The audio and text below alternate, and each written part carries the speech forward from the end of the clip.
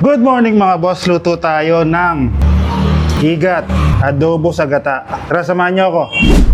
Hugasan muna natin to. Ang gagamitin natin panghugas, daming asin, lamasin. Tapos tapon na natin yung suka na may asin. Hugasan ulit natin.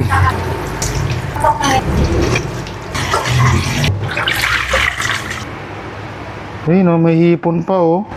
May libreng hipon. Hindi ko alam kung paano gagawin ko rito. Subukan natin biyakin dito. Tingin ko ito yung puwet niya. Tuwain natin mula dyan. Ayun, puro hipon yung laman loob niya. Kinakain niya, hipon. Yan, pwede na siguro yan. Putulin na natin.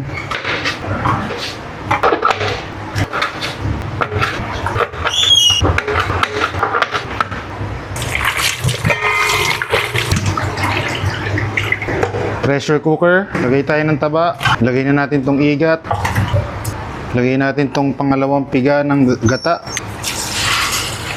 suka, asawa mo, paminta, luya, Josepi laurel, MSG, konting a little bit of sugar. Pag sumirit na yung pressure cooker, orasan natin mga 30 minutes, tapos hinanang konti yung apoy. After 45 minutes, ayan na itsura niya, para na siyang adobong tuyo. Buksan uli natin yung apoy. Okay lang po.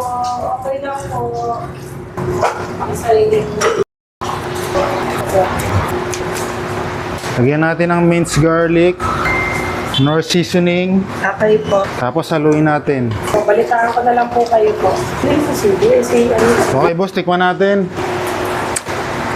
Sakto yung alat, may asim, may konting tamis. Ready to eat na. Yun o.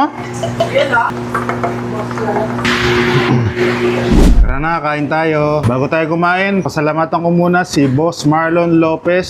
Shoutout sa iyo, siya nagbigay nito. Ngayon lang uli ako makakain na to. Huling kain ko nito nung last time. Ayan o, may taba pa oh. Wow. Tara, kain.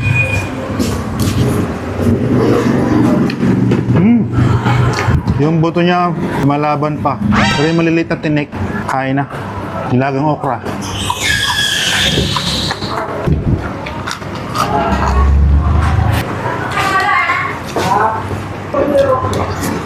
Kaya paano, hindi ko tatapusin ng video na to, kaya ganito na lang, bigyan na lang mawala.